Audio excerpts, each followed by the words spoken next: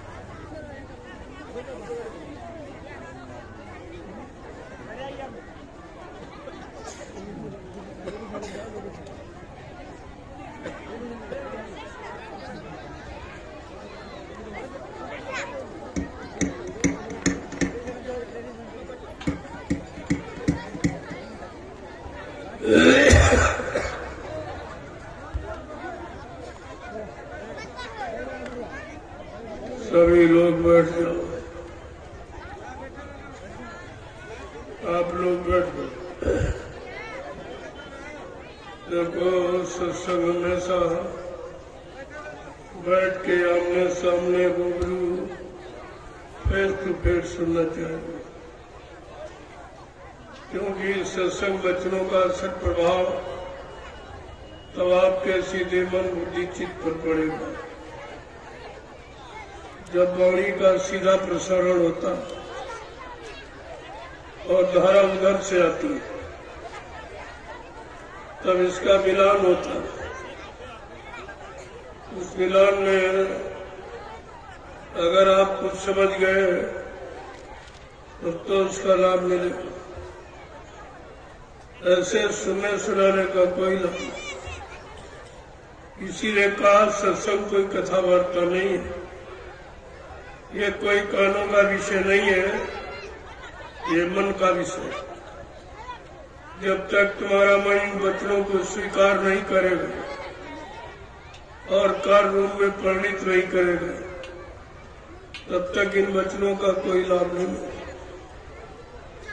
इसीलिए कितना दिन हो गया सुनते सुनाते कोई असर प्रभाव नहीं हो। क्यों? कान सुनते रहे, एक तरफ सुना एक तरफ आपने निकाल दिया। अगर तुम्हारे मन ने स्वीकार किया होता तो अब तक आप कहाँ के कहाँ पहुंच गए, कितनी तरक्की हासिल कर लिए होते, कितना आपको सुकून शांति में रख चुके होते। लेकिन ये तो सब विपरीत हो गया। आप सोचते थे धर्म आएगा, लेकिन अधर्म बढ़ गया। सोचते थे पुण्य होगा, पुण्य कर रहे हैं, पुण्य आएगा, पुण्य पाप बढ़ गया।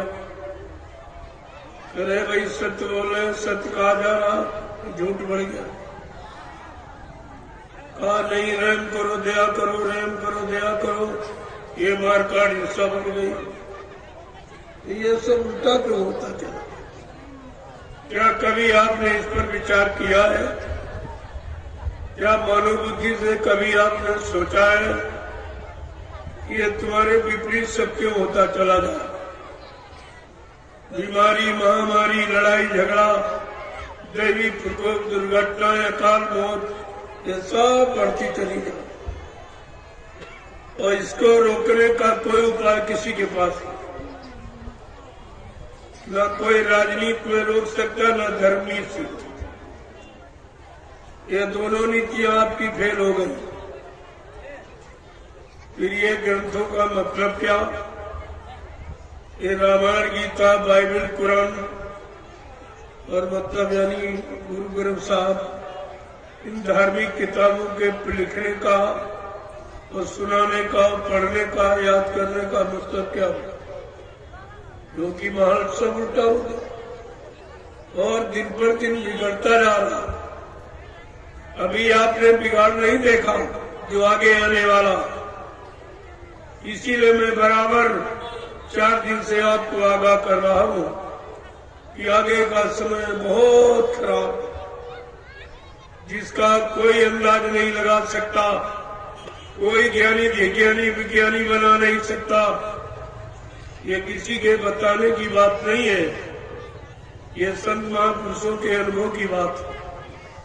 वो तो सामने ऐसे ही देख रहे जैसे आप आंख से देखते, ऐसे अपनी आत्मा की दिव्य आंख से बराबर देखते रहते हैं। अब क्या होने वाला, अब क्या होने वाला, अब कैसा समय आएगा, अब कैसा, और उसी की आपको जानकारी देते रहते। लेकिन तुम ये समझते तो हमारे जैसे हाथ पैर नाक मुंह वाले हैं तो इंसानी चोला तो रहेगा ही।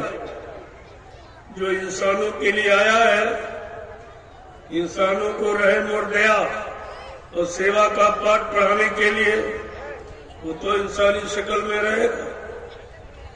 लेकिन उसका काम देखिए आप किस तरह का काम से पहचान होती। ये 4 दिनों से लगातार आपको आगाह किया जा रहा, आपने सुना कि नहीं सुना, ये तो आपकी जिम्मेदारी है। लेकिन जो कल का समय आ रहा, वो तुमको ये सोचने के लिए मजबूर कर देगा। जो मैंने 4 दिन में आपको बताया, ये सब सोचने के लिए तुम मजबूर हो जाओगे, इतना खराब चल रहा है। मैंने उसी खराब समय से बचाने के लिए आपको कुछ साथ भी लेके आया, वो भी आपको बांट रहा हूं, दिया हूं, जबकि ये काम कोई नहीं कर, इतना भी तुम्हारा हमदर्दी हो लेकिन ये काम नहीं कर सकता।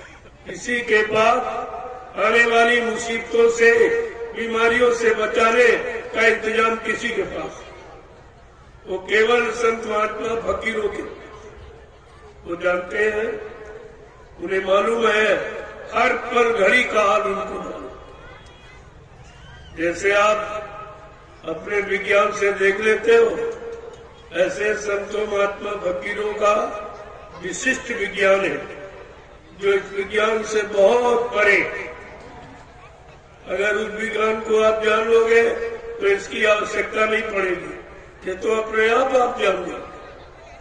इनके जानने में कोई खासियत नहीं है, लेकिन जब आप उधर जानते ही नहीं हो तो इसी को आप सब कुछ मान बैठे, और यही इंसान की सबसे बड़ी भूल है।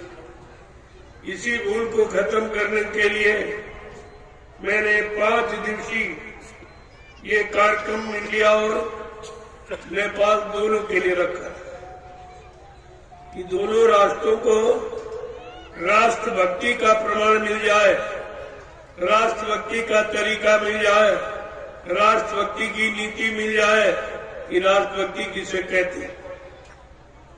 राष्ट्रभक्ति तो कोई जानता नहीं। जब तुम ईश्वर भक्ति, खुदा भक्ति, देवी देवताओं की भक्ति जब वो भूल गए हो तो राष्ट्रभक्ति तुम्हारे पास कहां से। जो राष्ट्रीय संपत्ति का दुरुपयोग करता है वो राष्ट्रभक्त कभी नहीं करता। यहाँ तो सब यही कर रहे हैं, सब राष्ट्रीय संपत्ति का दुरुपयोग और अपने को राष्ट्रभक्त कहलाना चाहते हैं, ऐसा तो कभी हो ही नहीं सकता। इसलिए अगर राष्ट्रभक्ति सीखनी है तो सर्वप्रथम ईश्वर भक्ति आपको सीखनी। जब ईश्वर भक्ति, खुदा की भक्ति ये जान जाओगे तो तुम्हारे पास शक्ति आ जाएगी, उसी शक्ति से तुम अपना बचाव कर सकते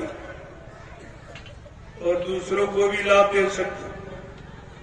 तुम्हारे पास तो ऐसी कोई भक्ति है नहीं, ना ऐसी कोई भक्ति की शक्ति है, क्योंकि तुमको तो जड़ भक्ति सिखाई गई और जड़ भक्ति में सारा समय गंवा दिया, और जड़ भक्ति कभी काम करती नहीं। जैसे मुर्दा कभी काम नहीं करेगा, काम तो जिंदा ही करेगा। जब तक जिंदा रहेगा काम कर सकता, मरने के बाद वो काम नहीं करेगा।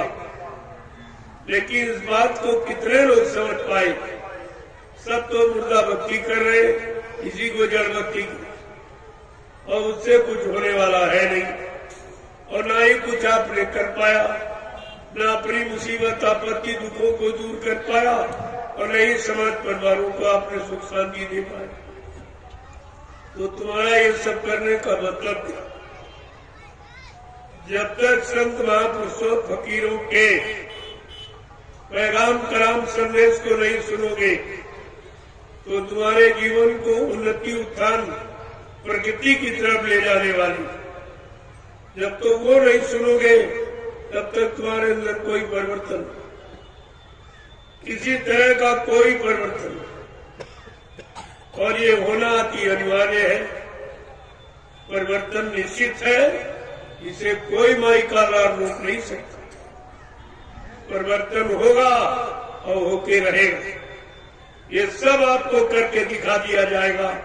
लेकिन परिवर्तन के पहले परिवर्तन की जानकारी, परिवर्तन की भूमिका की जानकारी देना अनिवार्य है। ये लोग कहेंगे पहले क्यों नहीं बताया? इतना बड़ा परिवर्तन होने जा रहा था तो आपने बताया क्यों नहीं? मैं 4 दिन से लगातार आपको उसी परिवर्तन की जानकारी दे रहा हूं जो आपने कभी सुना नहीं था और कभी किसी ने किया नहीं, और तुम्हारे लिए किसी ने सुख शांति कोई योजना कोई भूमिका व्यवस्था बनाई नहीं। मैं ये सब लेके आया हूं, लेकिन कोई लेने वाला तो दिखाई दे, कोई लेने वाला नहीं। जैसे इनको जरूरत ही नहीं। ये बेचारे समझ ही नहीं रहे कि आगे कैसी मुसीबत आ रही, तब हमको इसकी आवश्यकता पड़ेगी, लेकिन उस समय ये चीज आपको कहां से मिली। गुजरा हुआ जमाना आता नहीं दोबारा। जो समय वक्त घड़ी निकल जाती वो दोबारा आपके हाथ नहीं लगी। जो समय आपने 4 दिन का निकाल दिया आत्मात्मा की, वो 4 दिन का समय अब आपको जीवन में नहीं मिलेगा। इसीलिए तो उसकी जरूरत बताई जाती थी कि फिर ये आपको सुनने को नहीं मिले। ये किताबों की लिखा पढ़ी नहीं है, ये कोई स्वार्थ लोलुपता और पद लोलुपता की बात नहीं है, ये आत्मिक उद्धार की बात है। और तुम आत्मिक उद्धार जानते नहीं, ये आत्मा परमात्मा का संबंध क्या है, खुदा और रूह का संबंध क्या है, फकीरों का संतों का संबंध क्या है, मुर्शिदों का गुरुओं का संबंध क्या है, ये तो आपको पता नहीं कुछ। एक तो आप जानते नहीं हो और कोई बताए तो मानते नहीं। ये 2 बीमारी आपको और परेशान की। एक तो सही सच्ची अच्छी बात आप जानते ही नहीं। अगर कोई दया कृपा मेहरबानी करके बता दे तो उसको मानते नहीं। तो कैसे काम बनेगा? काम बनाने के 2 तरीके, या तो स्वयं आप सक्षम हो, स्वयं कर लो, या जो कर रहा हो उसको सहयोग करो। तीसरा कोई तरीका नहीं। और दोनों तरीके आपको नहीं, न तुम कर सकते हो और दूसरा कर रहा न तुम उनको सहयोग दे सकते हो, तो ये काम फिर कभी नहीं, कभी कोई नहीं कर सकता। ये बिगाड़ के सिवा अब तुम्हारे हाथ कुछ लगने वाला नहीं है, और बिगाड़ के बाद परेशानी ही परेशानी नजर आएगी। अभी आपने लड़ाई क्या देखी, अभी आपने खून खराबा क्या देखा, अभी चोरी डकैती कत्ल बलात्कार क्या देखा। ये तो सब आगे आ रहा है, और उसी से बचाने का ये उपाय संत महात्मा फकीर समय के पहले बता रहे, ताकि आप समय से इंतजाम कर लो, अपना कोई न कोई साधन बना लो। लेकिन नहीं करोगे तो फिर तुम जानो तुम्हारा काम। जब तुम्हारे हक में अगर धक्के ही लिखे हैं तो कोई क्या करेगा। जब जैसी हो तब नेता, तब तैसी मति होए, काल रेख की लेख को मेट सके नहीं कोई। जो होनी आपने तैयार कर, होनी जानते हो किसे कहते हो? जो आपने किया है उसका परिणाम अब मिलने वाला उसको होनी कहते। धर्मशास्त्रों ने इशारा करके कहा, होनी होनहार बलवान, इसे कोई मत मानो झूठी। गई मंथरा पास के कई, पिला दही बूटी। राम लखन वनवास सिधारे, दे राजा दशरथ की छुट्टी। इसे कोई मत मानो झूठी। पर नारी के हेतु रावणा, नियत करी खोटी। परिणाम क्या हुआ? लंकगढ़ सोने की। कोई नहीं रोक पाया। इसलिए जो आपने किया है वो तो परिणाम आपके सामने आने वाला है। फिर भी संत महात्मा फकीर अपनी आध्यात्मिक शक्ति के द्वारा उसे कम करना चाहते, और कोई भौतिक शक्ति नहीं काम करेगी। अपनी आध्यात्मिक शक्ति के द्वारा उसे कम करना चाहते। अगर जीव उनकी बात मान ले तो मानने के लिए और तो आप तो कुछ कर नहीं सकते। न तुम महात्मा बन सकते हो, न धर्मात्मा, न अच्छे नेक भले सत्यवादी चरित्रवान इंसानी बन सकते हो। तो कहा चलो कुछ नहीं बन सकते हो तो अपने बचने बचाने के लिए तुम शाकाहारी ही बन जाओ। इसी में तुम्हारा भला हो जाएगा, इसी में तुम्हारा बचाव कर दिया जाएगा, इसी से तुम्हारा कल्याण हो जाएगा। तो इससे सरल अब कलयुग में जीवों को बचने के लिए कोई उपाय नहीं। अगर आप शाकाहारी भी नहीं हो पाए तो फिर तुम परिणाम अपना तुम जानो। लेकिन तुम्हारे लिए ये कहा जा रहा, अगर आप शाकाहारी हो जाओ तो कुदरत से तुम्हारे लिए कुछ फरियाद कर दी जाएगी, कुछ प्रार्थना अर्जु मिन्नत कर दी जाएगी कि नहीं भाई कलयुग के कमजोर गंदे जीव भोगी विलासी है, नहीं समझ पाए हैं, इन पर दया कर दिए। एक बात तो इन्होंने मान ली। अगर ये भी नहीं कर पाए तो फिर महात्मा भी आपकी मदद नहीं करें।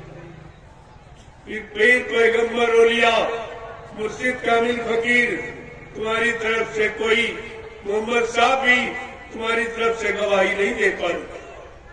अगर आप इतना भी नहीं कर सके अपनी रूह को नजात दिलाने के लिए, जीवात्मा का कल्याण कराने के लिए और खुदा का दीदार और परमात्मा का दर्शन कराने के लिए अगर इतना भी नहीं आप कर पाए, इस शाकाहारी भी नहीं बन पाए, तो इससे सरल फिर कोई युक्ति, इसके सरल कोई उपाय नहीं। ये तो भी आपसे प्रार्थना की जा रही, जबकि प्रार्थना जीव को करनी चाहिए। गलती जीव कर रहा है और तुम्हारे बदले प्रार्थना संत महात्मा फकीर कर, इनको कहते हैं हमदर्द। ये तुम्हारे अंदर, ये तुम्हारे शुभचिंतक है, ये तुम्हारे रहबर रहनुमा, जो तुम्हारी तरफ से तुम्हारे बचाव के लिए, तुम्हारी सुरक्षा के लिए कुदरत से फरियाद कर। मान जाओगे तो अच्छी बात है, नहीं तो मानो न मानो खुशी आपकी। हम मुसाफिर हैं, अभी अपने घर जाएंगे, हम कोई रहने के लिए आप थोड़ी, हम तो एक इशारा करने आए थे कि चलो जितने जीव बच जाए, जिनको परेशानियां आने वाली है रुक जाए, महामारी बीमारी आने वाली बच जाए, तो घर मतलब यानी अगर आप अपना हित लाभ कल्याण चाहते हो तो अपना लीजिए। हमें कोई जल्दी नहीं है, लेकिन हमें याद कराने की जल्दी जरूर है, ताकि कोई भी इंसान, चाहे नेपाल राष्ट्र का हो चाहे हिंदुस्तान का, वो ये न कर सके कि हमको समय से बताया नहीं, जानकारी हमको दी नहीं गई, कुदरत क्या करने जा रही है हमको बताया नहीं गया। तो मैंने ये सब जानकारी 4 दिन में आपको कहना तो बहुत कुछ, क्योंकि 70 साल का जो दुख है वो 1 दिन 4 दिन में बयान नहीं किया जा सकता। उसके लिए प्रेमियों समय चाहिए और आपके अंदर सुनने की इच्छा चाहिए, और इच्छा नहीं होगी तो नहीं होगी। ये है सत्संग, ये है फकीरों की तवारीख, इसे आपको सिरोधार करना, स्वीकार करना चाहिए, अख्तियार करना, तभी कुछ लाभ मिल सकता। अन्यथा आप कहीं कोई लाभ नहीं रखा जो तुमको उठा के दे देगा। ये लाभ किसी के पास रखा नहीं है जो आपको दे, वो तो लाभ समय का केवल संत महात्मा फकीरों के पास है, और वो लुटा रहे, दे नहीं लुटा रहे कि लूट लुटाओ, लूटना चाहो लूट लो। राम नाम की लूट है, लूट सके तो लूट, नहीं अंत समय पछताओगे, एक दिन प्राण जाएंगे छूट। प्राणों का छूटना अनिवार्य है, क्योंकि वो तो जाएंगे नहीं। मौत तो सबका पीछा कर, उससे कोई हिंदू मुसलमान बचने वाला नहीं। और मौत के पहले अगर इंतजाम सोच लो कि दोबारा मौत के हवाले न जाना पड़े, उसके लिए संत महात्मा फकीर आपको युक्ति बताते। ये इबादत और भजन उसी की युक्ति, न इबादत मानो न भजन मानो। आदत को इबादत कह रही है और ये गाने बजाने को भजन कह रहे, दोनों फंस गए। दोनों को नहीं है राज मालूम इबादत किसे कहते हैं और भजन। अगर इबादत नेक भली अच्छी आदत को इबादत कहते, लेकिन नेक भली अच्छी आदत तो है जहां मार काट हिंसा शुरू हो गई वहां नेक कहा, वहां नेक और नेकी रही कहा। लेकिन इस पर कोई विचार ही नहीं कर, कोई तो नहीं सोच रहा कि हम ये कर क्या रहे और हम कह क्या रहे। चिल्लाते तो सब है, खुदा हम पर मेहरबान हो जा, खुदा हम पर मेहरबान हो जा, रहमान हो जा, ऐ रहमान हम पर रहम कर दे। तो अपने लिए तो सब लोग रहम की बात करते हो, लेकिन खुदा के बनाए, परमात्मा के बनाए जीवों पर आज तक तुमने कितना रहम किया? जरा अपने रहम पर विचार करो, तभी तो खुदा तुम्हारे पर रहम करेगा। और तुम बेरहमी अपनाओगे तो खुदा रहम कर दे, ऐसा नहीं नियम है। अगर रहम कराना है तो रहम करना पड़ेगा, अगर सम्मान लेना है तो सम्मान करना पड़ेगा, बिना किए नहीं मिलता। क्योंकि यह कर्म प्रधान देश, ये जाति वजह धर्म प्रधान देश नहीं, कर्म प्रधान देश। यहाँ कर्म ही सब कुछ, बिना कर्म के यहाँ पर कोई तुम्हें कुछ नहीं दे सकता। जब कुछ कर्म करोगे तभी कुछ पाओगे, और तुम कर्म अभी समय करना नहीं चाहते हो।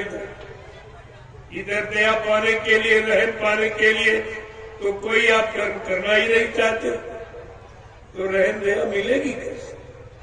और बिना रहम दया के तुम्हें कोई बचा नहीं सकता। यहाँ बचाने वाला कोई पैदा ही नहीं हुआ जो तुम्हें बचा दे।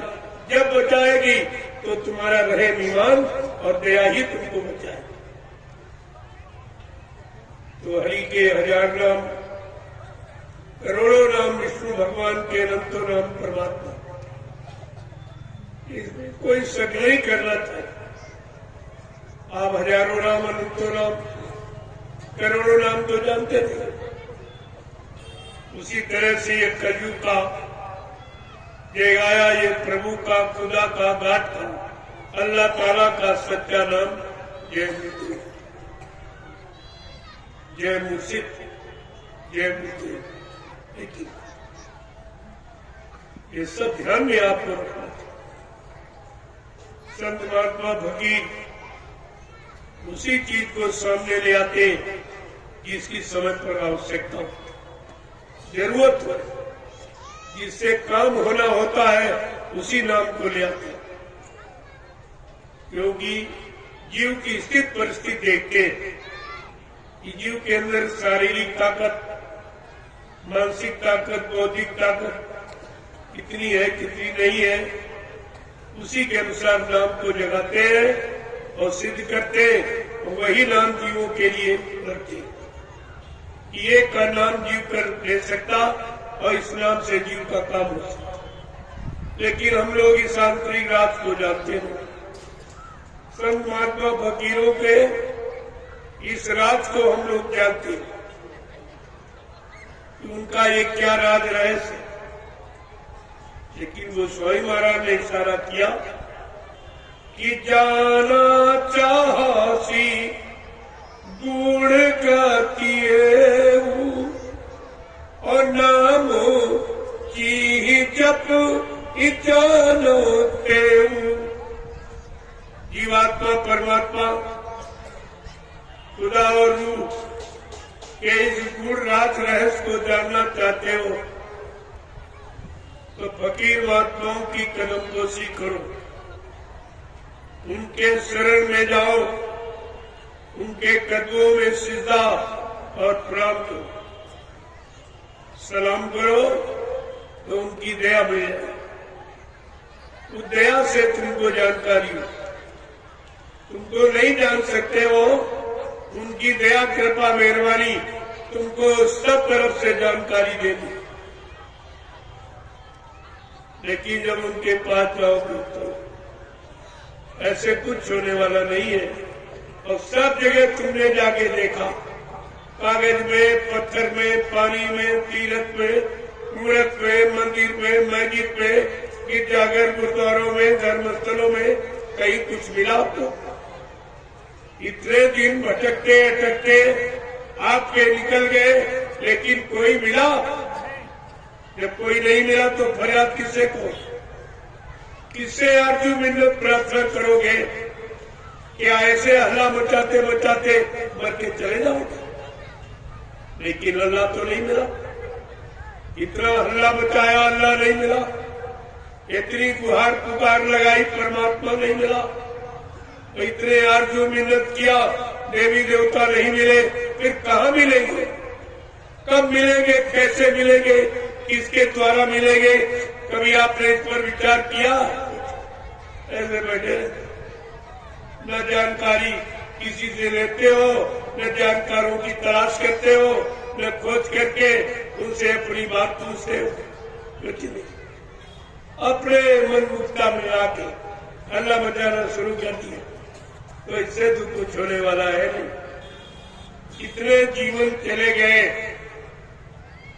और अभी तक कुछ काम नहीं हुआ।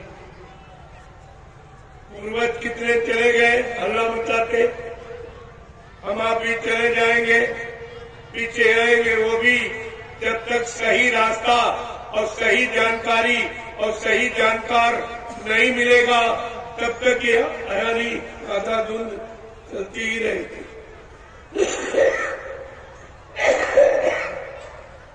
ये आधा धुंध चलती रहेगी और मिला मिला किसी को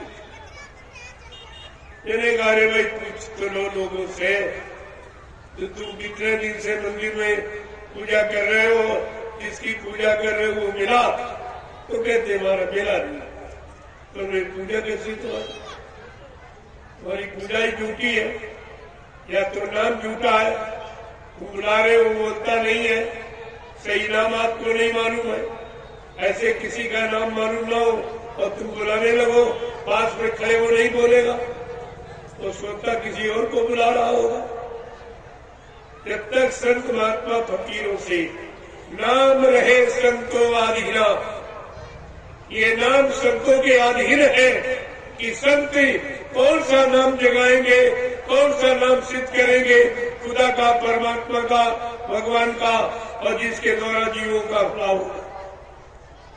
लेकिन तुमने तो कभी पूछा नहीं उससे, न तुमने कभी जानकारी ली, और बगैर जानकारी ले आपको बताया जा रहा, वो आपकी बात समझ में नहीं आ रही, वो बात हमारी आपके समझ में नहीं आई। कल मैंने एक इशारा किया था, कोटि नाम संसार में तासे मुक्ति न होए, आदि नाम जो गुप्त जप बूझे बिरला को। ये बात कितने लोगों की समझ में आई? तो आदिकाल से जो नाम चला रहा है उसी नाम को सभी लोग, लेकिन संत महात्मा कहते नहीं, आदि नाम वो है जो गुप्त जप, जिसका अजपा जाप यानी गुप्त जाप होता, जो वाणी से उच्चारण नहीं किया जाता, वो अनुभवगम्य है, वो आत्मा का रूह का विषय है, वो जवान वाणी का विषय नहीं। न जवान वाणी से नाम उच्चारण किया जाए। जैसे पत्नी पति का नाम नहीं लेती, जानती है लेकिन लेती नहीं, इसी तरह आत्मा अपने प्रीतम का नाम कभी उच्चारण नहीं करती। इस बात का हमेशा ध्यान में रखना चाहिए। लेकिन ये रात कितने लोगों को मालूम? कुछ नहीं मालूम। सब चिल्लाए सीताराम राधे श्याम, सीताराम राधे श्याम। क्या तुमसे सीताराम छोटे हैं? राधे श्याम छोटे हैं, बच्चे हैं जो नाम ले रहे, लेकिन तुमको उनका नाम ही नहीं मालूम कि असली नाम क्या। ये सीताराम उनका नाम नहीं है, ये तो ऋषि मुनियों ने जगाया था। जब ऋषि मुनियों को राक्षसों ने तंग किया, परेशान किया, जब यज्ञ हवन करते थे तो हड्डी और मांस का टुकड़ा फेंकते थे। जब वो परेशान हो गए, उन्होंने प्रार्थना की। उस समय विश्वामित्र जी समय के गुरु थे। उनसे प्रार्थना की ये सब कैसे।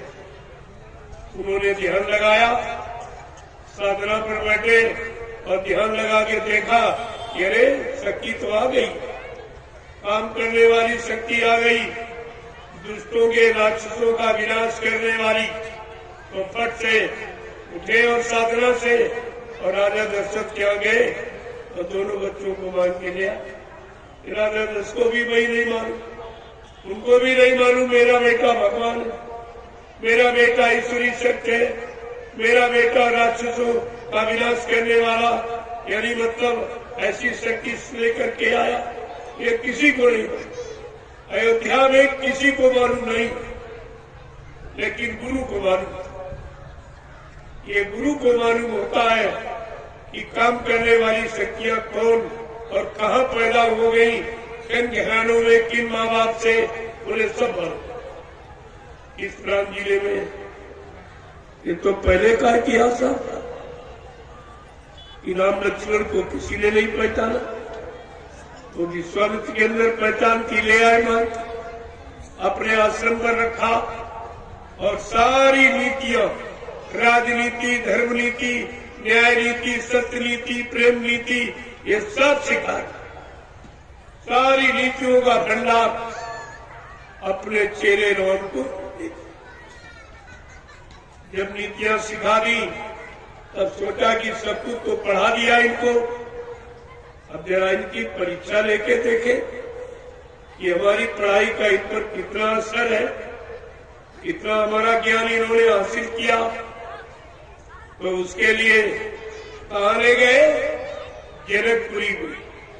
विश्वामित्र जी जनकपुरी में ले गए, जहाँ राजा जनक ने अपनी बेटी का स्वयंवर डाला था। बड़े बड़े, जितने बड़े बड़े धनवान, बलवान, बुद्धिमान, सबको आमंत्रित किया। जब सब इकट्ठे हो गए तो राजा जनक ने अपना फरमान जारी किया कि मैंने आप लोगों को क्यों निमंत्रित किया कि मैं अपनी बेटी का विवाह करना चाहता,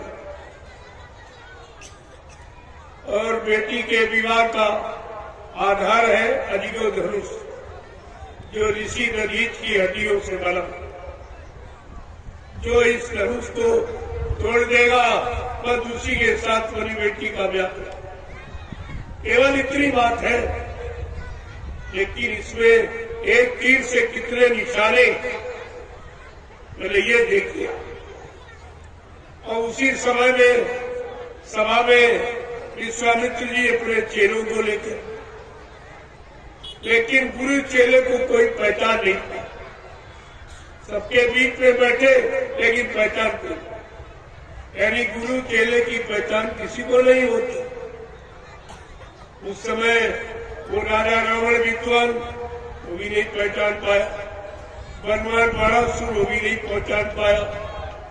बाल ब्रह्मचारी परशुराम जी पूरी रात चेला से झगड़े करते रहे, वो भी नहीं पहचान पाए। और जब राजा जनक ने अपना फरमान सुनाया कि एक एक योद्धा अपने शक्ति का परीक्षण करेगा, मैं शक्ति परीक्षण करूंगा, एक एक उठे और अपने अपने शक्ति का परीक्षण करे। तो सब उठने लगे। सबके अंदर एक लालच भरा था। वो लालच क्या था कि राजा जनक के बेटी थी, बेटा नहीं था। तो लोगों ने सोचा कि बेटी भी मिलेगी और रात पर धन दौलत ये सब मिलेगा, तो जिसके बेटा नहीं। इस लालच में सब दौड़ पड़ी था। एक एक करके सबने अपनी शक्ति का परिचय दिया, लेकिन लिखा है तिल भर भूमि न सके उचकाई, तिल मात्र भी धनुष को खिसका नहीं पाया। उठाना तोड़ना तो बहुत बड़ी बात है। जब ये सब हार गए तो इनको क्रोध आ गया कि छोटा सा धनुष नहीं उठा, लोग हमारा नाम धनवान बलवान बुद्धिमानों में गिनते हैं, तो इनको क्रोध आ गया। जब मानव में क्रोध आता है तो बुद्धि का विवेक ज्ञान शून्य हो जाता। ये क्रोध सब जला देता है। विवेक और बुद्धि का ज्ञान सब जला के राख कर देता है। इतना खराब है क्रोध। अब उस क्रोध में ये सब भूल गए। तो इन्होंने बैठ के एक मीटिंग की कि चलो हजारों योद्धा उठो और जबरदस्ती उठाओ, धनुष को तोड़ के फेंक। अब ये भूल गए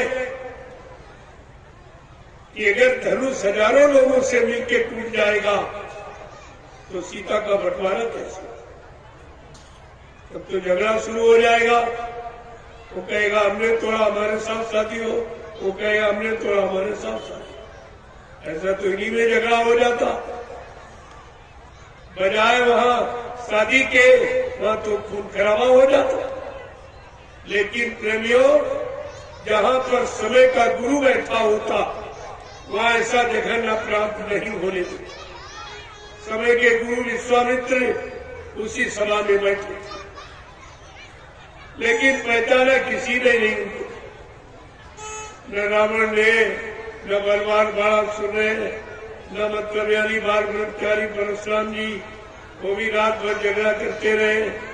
और राजा जनक अपने आप को योगी कह रहा था कि मेरे शरीर के 8 अंग योग कैसे दिखते? यम, नियम, संयम, प्राणायाम, प्रत्याधार, ध्यान, धारणा, ध्येय, समाधि, ये 8 अंग। मैं इन 8 अंगों को सिद्ध कर चुका। लेकिन योगी भी गुरु चेले को नहीं पहचान पा रहा। देखो, पहला प्रश्न ये खड़ा हो कि गुरु शिष्य को न बलवान बाणासुर पहचान पाया, न विद्वान रावण पहचान पाया, न बाल ब्रह्मचारी परशुराम पहचान पाए, न योगी यानी राजा जनक पहचान पाए।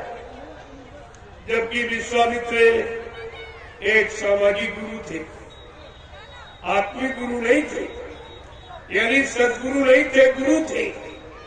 जब गुरु को इतने लोगों ने नहीं पहचान पाया तो प्रेमियों, आज बाबा जय गुरुदेव जी महाराज जो समय के सदगुरु, इनको कौन पहचाने पाए? ये भोगी विलासी, ये स्वार्थी लोभी लालची, ये चरित्रहीन मानो क्या समय के सदगुरु बाबा जय गुरुदेव जी महाराज को पहचान लेगा? ये आपको विचार करना चाहिए। ये जानकारी एक मिली कि गुरु और चेले की पहचान किसी कोई नहीं पहचान। प्रेमियों, अब जब हजारों योद्धा उठे, वो भी तोड़ने के लिए चले।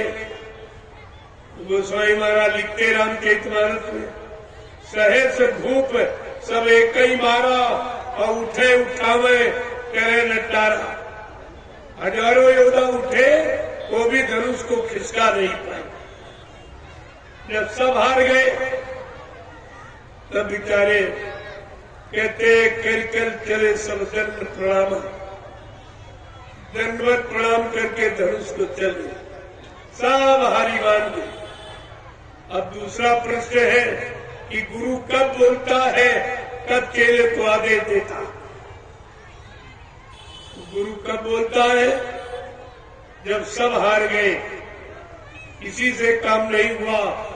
अगर चाहते तो विश्वामित्र पहले आदेश देते राम को और धनु तोड़वा सकते थे, लेकिन प्रेमियों वहां झगड़ा शुरू हो जाता। कहते क्या इनका चेला बहादुर है कि हम ये काम नहीं कर सकते? इसलिए गुरु सबको मौका दिया, सबको मौका दिया। और सब जब हार गए, अब वो सोचने लगे कि जब सब हार गए, मेरी बात सब सुनेंगी, अब सब मानेंगे। तो विश्वामित्र ने क्या सोचा कि स्वामी सम शुभ जानी और बोले आती इसने मृदुबानी। ब्रह्माचार्य विश्वामित्र ने अपनी शुभ घड़ी मुहूर्त जान करके अति मीठे स्वर में बोली। क्या बोले कि उठव राम भंजव सिऊ चापू और मेटवता पे जनक पर तापू। अपने चेले राम को आदेश दिया कि उठो, राजा जनक जिस दुख से जल रहा इसके दुख को दूर करो। ये नहीं कहा धर्म तोड़ो शादी करो।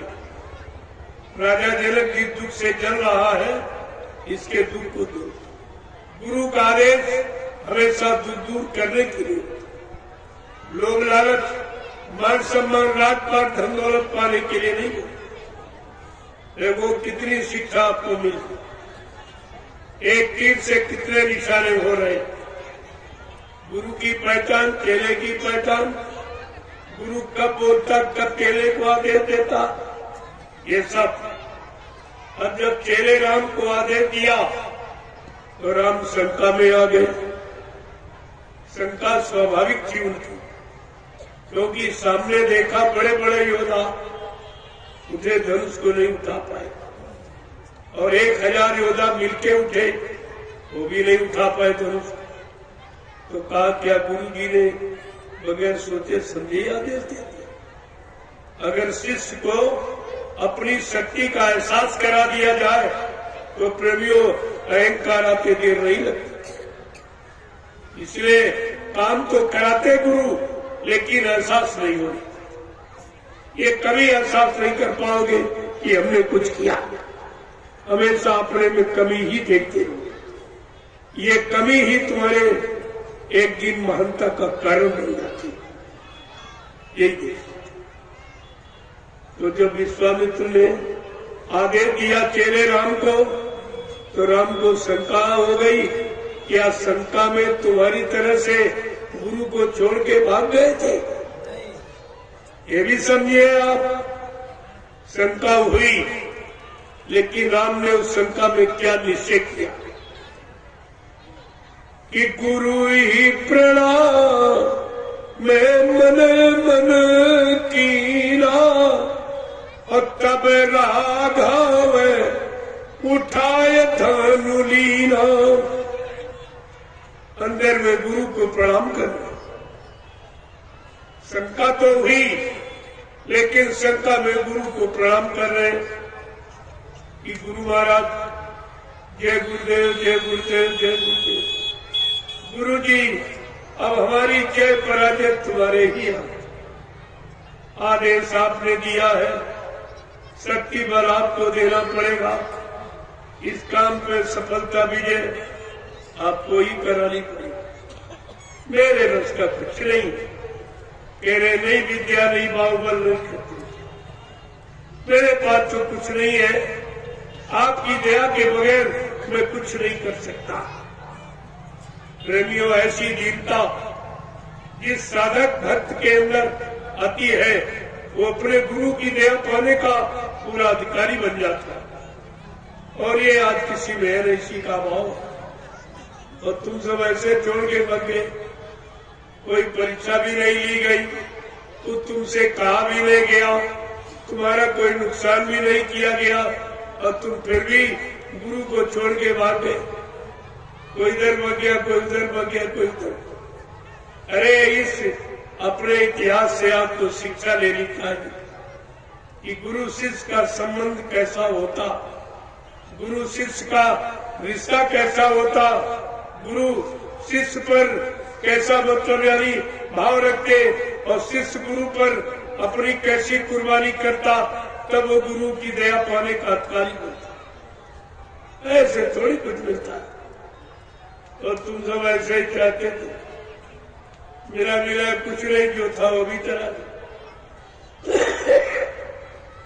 सब छोड़ के भाग गए, कोई नहीं किया। 45 करोड़ चेला मथुरा में बने।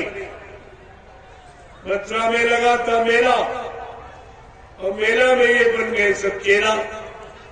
आज मेला खत्म, चेला खत्म, कोई चेला नहीं। ये मेला में चेला बने थे, इसलिए मेला खत्म हुआ तो चेला नहीं खत्म, कोई नहीं दिखा। ऐसे गुरु भक्तों पर क्या भरोसा किया जाए। कहाँ छोड़ दे, कहाँ हट जाए, कहाँ से बच जाए। इसलिए गुरु सब तरफ की परीक्षा लेके ऐसे नहीं पक्का करते, क्योंकि आगे सतयुग आ रहा। सतयुग की व्यवस्था ऐसे लोभी लालचियों चोरों पर थोड़ी सौंप दी जाएगी कि जिनकी कोई क्वालिटी नहीं। 4 प्रकार के भक्त माने गए, आरत अर्थार्थी, जिज्ञासु और ज्ञानी, और इनकी तो कोई क्वालिटी नहीं। इन भगवानों की कोई क्वालिटी, सब छोड़ के भाग जाए, गुरु को छोड़ के सब। अब बताइए सतयुग का सेहरा किसके सिर पे बांध दिया? यहाँ तो सब भगोड़े निकले, सब स्वार्थी लोभी लालची निकले, कोई गुरु का भक्त नहीं निकला। आपने गुरु नानक देव जी महाराज का इतिहास पढ़ा होगा। सिखों के प्रथम गुरु थे। जब गुरु नानक देव जी महाराज के 4400 शिष्य हो गए, तब उनको चिंता हो गई कि मेरे शिष्यों की संख्या तो बढ़ती जा रही, लेकिन इसमें मेरा सच्चा सिख कौन, जो मेरे सिवा न किसी को जानता, न मानता, न पहचानता, न किसी की सुनता। ऐसा कौन? एक भरोसा, एक बल, एक आत्मविश्वास, ऐसा कौन? तो अपने सच्चे भक्त की परीक्षा के लिए गुरु नानक देव जी महाराज ने तैयारी की और संगत से कहा, कल समूची संगत आएगी, मैं एक आवश्यक संदेश दूंगा। और रात भर में उन्होंने तैयारी कर ली। एक झोपड़ी बनवाई, झोपड़ी में एक तरबूज का फल रखा, एक तलवार रखी और एक प्रेमी को बैठा दिया, एक बकरे को बंद किया, एक बाल्टी लाल रंग पानी भरवा के रखा। जब सवेरे संगत आई, तब गुरु नानक देव जी महाराज ने कहा कि सब लोग लाइन से खड़े हो जाए। जब सारी संगत लाइन से खड़ी हो गई, तब गुरु नानक देव जी महाराज ने कहा, हमको सर चाहिए, सर। जैसे आवाज लगी तो सबसे आगे प्रेमी खड़ा था, बड़ा खुश हुआ कि अगर मेरा सर गुरु के काम आ जाए तो मेरा जीवन सार्थक हो जाए। गुरुवाणी कहती है, शीश दिए गुरु मिले तो भी सस्ता जान। अगर सच्चा परमार्थी गुरु आत्मा को जगाने वाला, परमात्मा से मिलाने वाला, पाप कर्मों में माफी दिलाने वाला ऐसा समृद्ध सतुर अगर मिल जाए और उसके मिलने में अगर ये सिर चला जाए तो ये सस्ता सौदा, ये सस्ता सौदा। यही कुर्बानी मुसलमानों क्या, लेकिन वो कुर्बानी भूल गए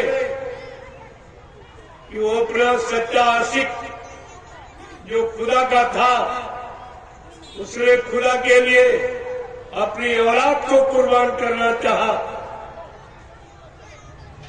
से कहा, अगर तू सच्चा आशिक है तो अपनी औलाद की कुर्बानी कर, तो तैयार हो, क्योंकि जो खुदा का प्यारा है वो औलाद क्या पालतों को प्यार नहीं लगता। तो सब कुछ भेंट करने के लिए, न्यौछावर करने के लिए, कुर्बान करने के लिए तैयार हो, लेकिन खुदा ऐसा नहीं करता। वो तो केवल परीक्षा ही ले रहा है। तो उसकी जगह फट से एक मेमना, भेड़ का बच्चा सामने आ गया। कहा, नहीं, इन जीव में भी मेरी रूह है, काटने मारने का अधिकार नहीं। बस वहीं से इन लोगों ने एक बना लिया कि ये मेमना, ये हमारी कुर्बानी में बाधक हुआ, लिहाजा तब से ये मेमना नहीं तो बकरा, बकरा नहीं तो मुर्गा, मुर्गा नहीं तो अंडा, एवं नहीं तो मछली, सब का बात को नहीं समझा। उसने औलाद की कुर्बानी, अगर तुम सच्चे खुदा के आशिक हो तो औलाद की कुर्बानी करके दिखाओ, मान ली जाए तुम्हारी कुर्बानी। ये हिंसा, हत्या करी कुर्बानी नहीं होती। ये कुर्बानी का अर्थ ही नहीं जानते। कुर्बानी का मतलब क्या? जो स्वेच्छा से कुर्बान हो जाता है, स्वेच्छा से अपने आप को आत्म समर्पित कर देता, कंप्लीट सरेंडर, उसको कुर्बानी कहते।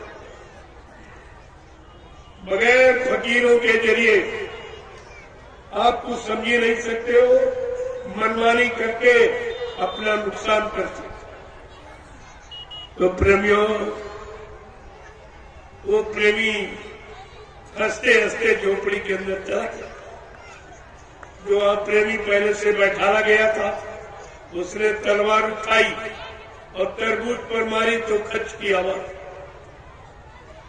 बकरे का कान में था तो म्यां की आवाज, एक लोटा लाल रंग पानी फैला दिया और बाहर निकल के पानी आया तो संगत ने देखा, अरे इसका तो काम हो गया।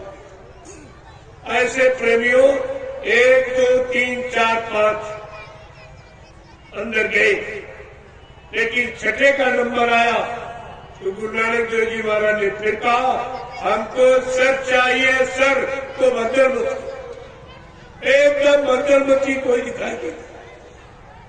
आज भी आपने पढ़ा होगा पंच प्यारे, 4400 शिष्यों में गुरु नानक देव जी महाराज के 5 प्यारे निकले, लेकिन बाबा जी के 45 करोड़ चेलों में एक भी गुरु का प्यारा नहीं निकला,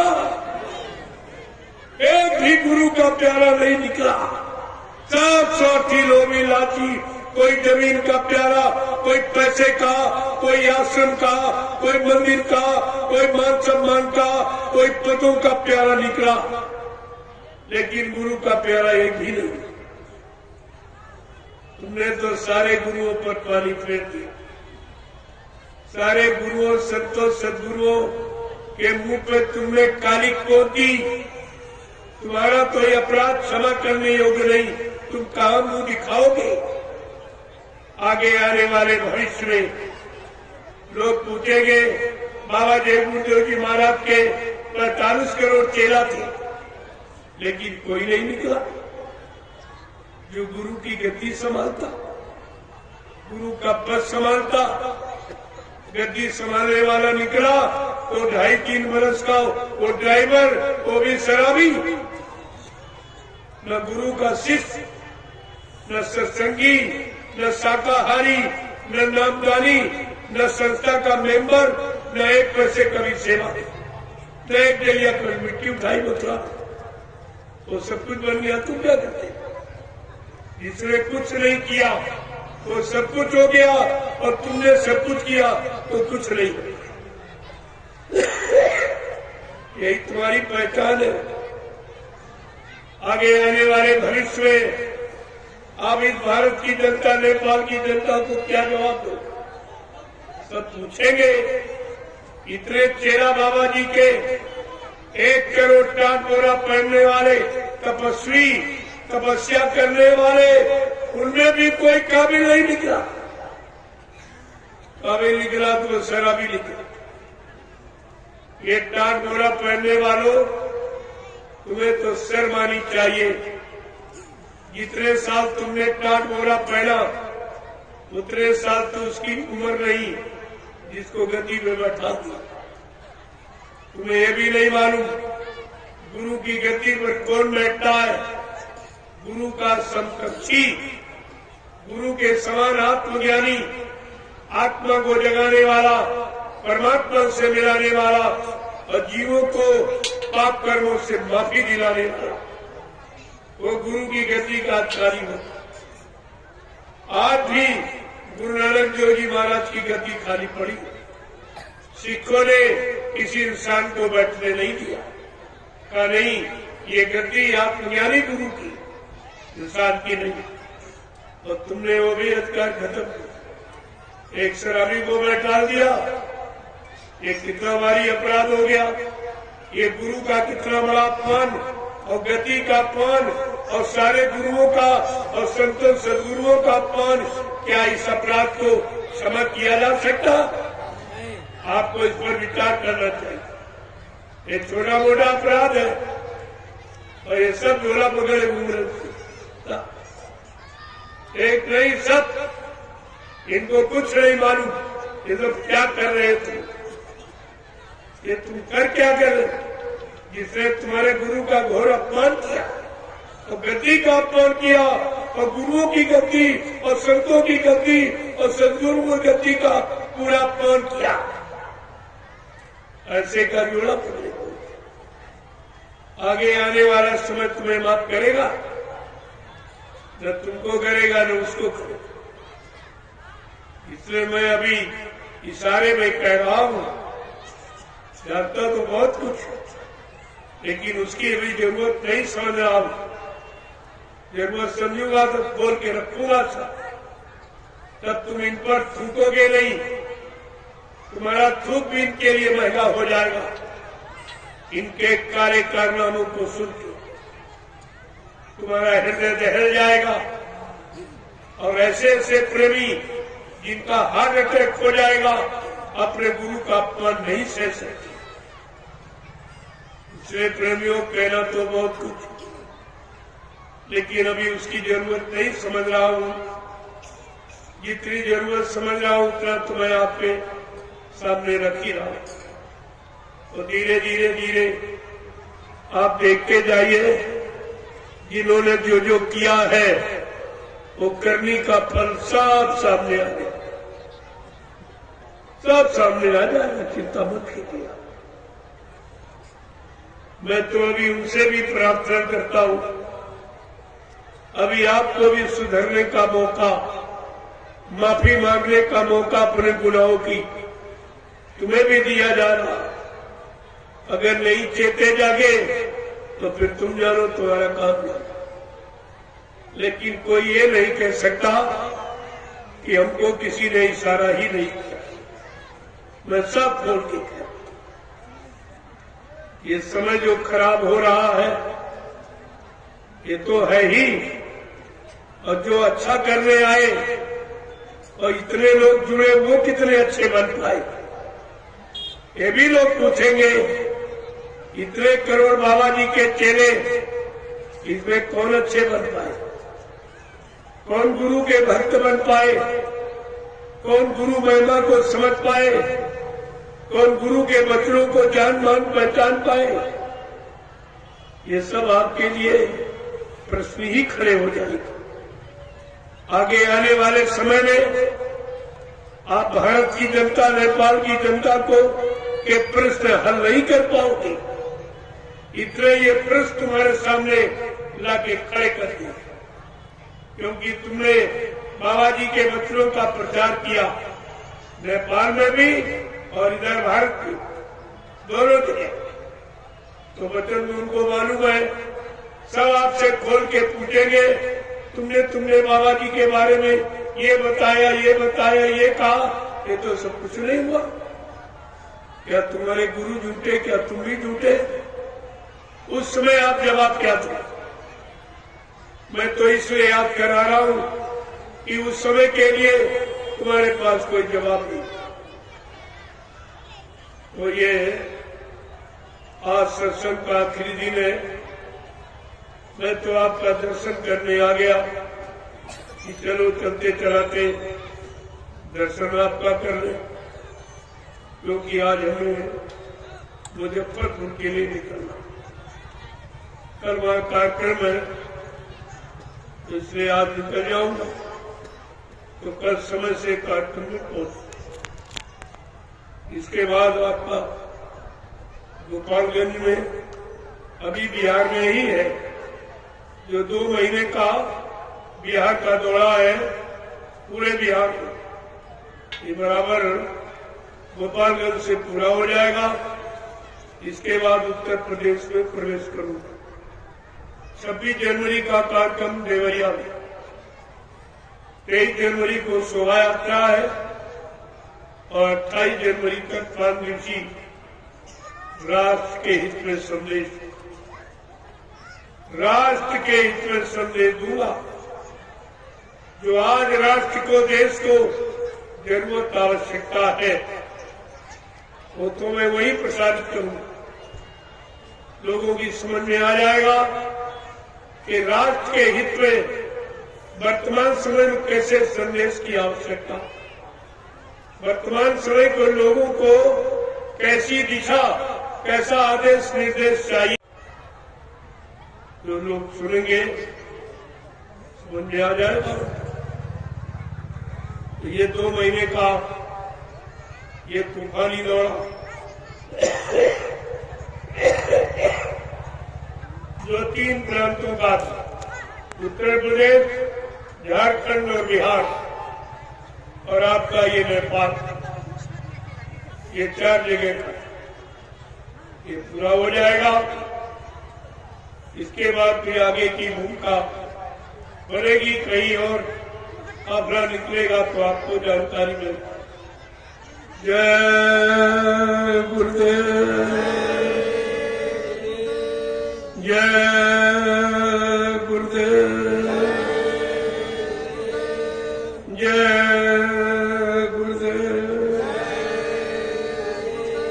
जय गुरुदेव। नाम किसका? प्रभु का प्यारा नाम। जय गुरुदेव। अब आप लोग खड़े हो जाओ, खड़े हो जाओ। आज समापन दिवस है, मैं आपसे क्षमा मांगूंगा क्योंकि हमें दूसरे कार्यक्रम के लिए निकलना, तो समय से पहले विराम ले रहा हूं। फिर कभी अवसर मौका मिलेगा, गुरु महाराज की दया होगी तो आप सबके दर्शन करूंगा और गुरु के अनमोल वचनों की जानकारी आपको। अभी तो मैंने बहुत थोड़ा सा एक इशारा किया, क्योंकि अभी कुछ और काम होना है, इसलिए उसकी तैयारी कर रहा हूं। जब उसकी तैयारी हो जाएगी तो आपको बता दूंगा कि अब क्या होना है, क्या होना चाहिए, किससे बचाव होगा, कैसे सुरक्षा होगी, कैसे रक्षा होगी, ये सब जानकारी आपको समय से मिल जाएगी। जय गुरुदेव। आज मैं इस मकर संक्रांति के पावन पर्व और जो 5 दिवसीय आपको आध्यात्मिक, सामाजिक, पारिवारिक, लौकिक, पारलौकिक दोनों तरफ का संदेश आपको दिया हो, इसमें कोई भूल चूक, त्रुटि, गलती हो गई हो तो आप लोग छोटा समझकर हमें क्षमा करते रहेंगे। अवसर मौका मिलता रहेगा, आप सबके दर्शन करता रहूंगा, गुरु के अनमोल वचनों को आप सबके कान तक पहुंचाता। मेरा और कोई तीसरा काम नहीं, इसके सिवा कुछ। और आप देखते जाइए, ये सब तुम्हारे सामने नजरअंदाज हो, सब दिखाई देगा।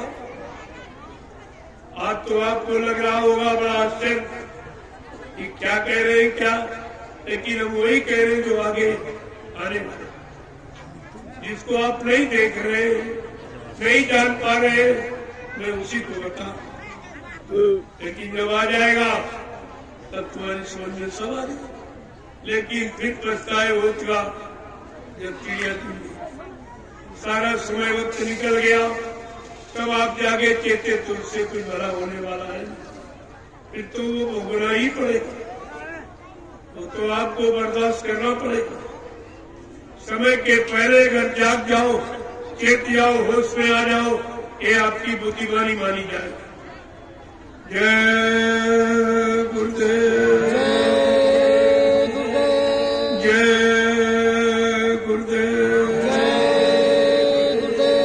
जय गुरुदेव। नाम किसका? प्रभु का। जय गुरुदेव। नाम किसका? प्रभु का।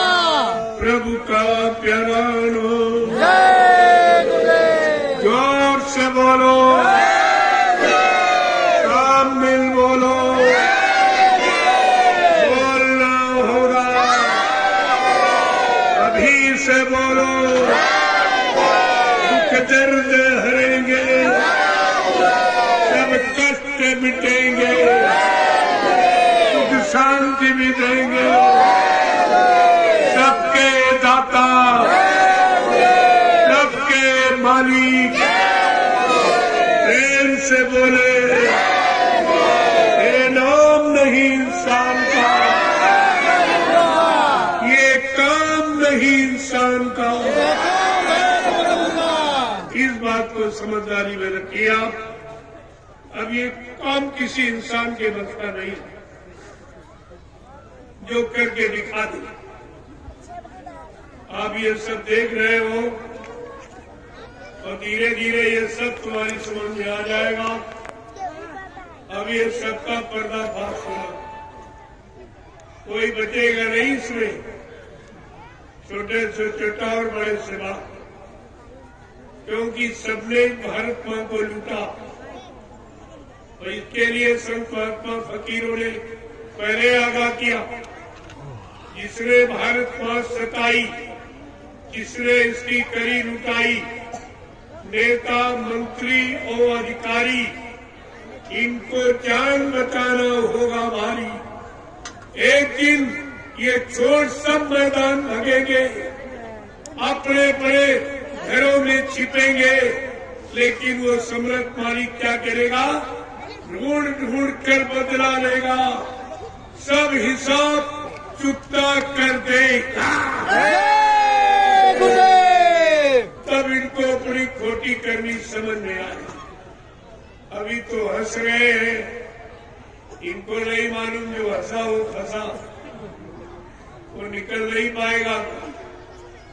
संत महात्मा फकीरों की वचनवाणी को सुनकर जो हंसता वो फंसता जरूर, और ऐसा फंसेगा जो कभी निकल नहीं पाए। तुमने जो अन्न खाया है, धन खाया है, ये तुम्हें देना पड़ेगा। तुम्हें मालूम नहीं है वो लेने वाला कितना महान है। कहा देता है तो छप्पर फाड़ देता है, लेकिन जब लेता है तो चमड़ी उधेड़ लेता है। इस बात का हमेशा ख्याल रखना चाहिए। देने वाला इतना नादान नहीं है, इतना अज्ञान नहीं जितना तुम समझते हो। वो देता, देकर लेना भी जानता, इसलिए दिया है, उसको संभाल के रखो, सही तरीके से उसका सदुपयोग करो, अच्छे कामों में, अच्छे खान पान में, तो तुम्हारा भला हो जाएगा। अगर गंदे खान पान और गंदे तरीके से खर्च करोगे तो भारी नुकसान होगा। ये आप गांठ बांध लीजिए। जय गुरुदेव। अब आप लोगों का चलते चलाते हम दर्शन करना चाहते हैं। हर व्यक्ति का दर्शन करें और सबको फिर से प्रणाम करें, और आपको ये चलते चलाते महाप्रसाद तुम्हारी सुरक्षा का तुमको दे। अगर शाकाहारी रहकर आप इसका प्रयोग करोगे तो ये तुम्हारी पूरी मदद करेगा हर तरफ। ये जय गुरुदेव नाम भी सबकी मदद, चाहे हिंदू मुसलमान कोई हो, नाम काम करता है। नाम कोई जात पात हिंदी उर्दू अंग्रेजी भाषा का नहीं होता, वो काम करने वाला नाम होता है। इसलिए ये जय गुरुदेव नाम प्रभु परमात्मा खुदा और गाड का जो समय से यानी जगाया सिद्ध किया गया है, संपूर्ण इंसानी जात के को लाभ देने के लिए वो सबका लाभ करेगा।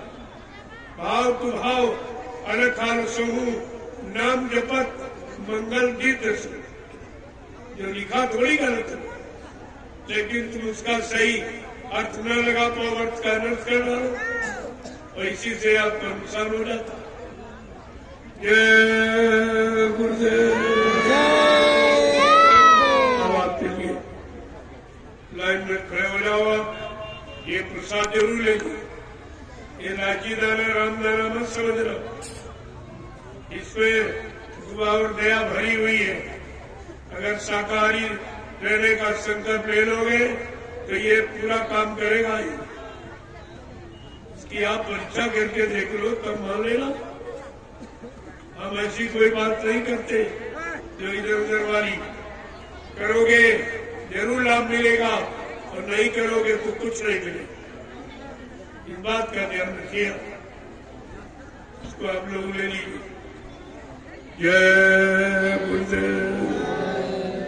आगे वो समय आ रहा, इस प्रसाद के लिए तुम 400-400 किलोमीटर दौड़ोगे, ये फिर मिल नहीं पाएगा।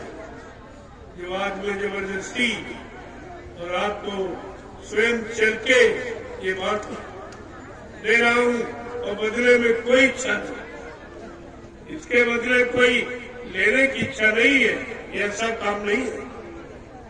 ये संतों का, फकीरों का दरबार है, लेने वाला दरबार नहीं, देने वाला सब कुछ देंगे, लेकिन लेना तो सीखो आप।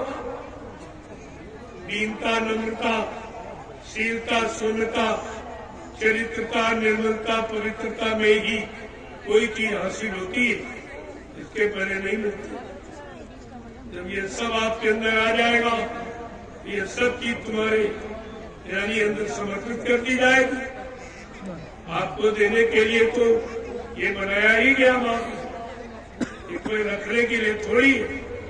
लेकिन आप जब न ले पाओ, न संभाल के रख पाओ, तो उसके लिए फिर कोई क्या। जय गुरुदेव। सबको वो झंडा गड़ा है, ये सत्यता का प्रतीक है। झंडे तो हिंदुस्तान में सबके पास है, लेकिन ये काम झंडे से कोई नहीं करा सकता। यही तो असली नकली झंडे की पहचान है। वो झंडे अपने अपने पद के हैं, अपनी अपनी कुर्सी के हैं, अपने अपने नाम बड़ी के हैं, और ये झंडा प्रभु का है, खुदा का है, घाट का है, ये सबके नाम का है। इसलिए सच्चाई अगर जानना चाहते हो तो झंडे की परिक्रमा करके देखिए, आप सब लाभ आपको। जय गुरुदेव।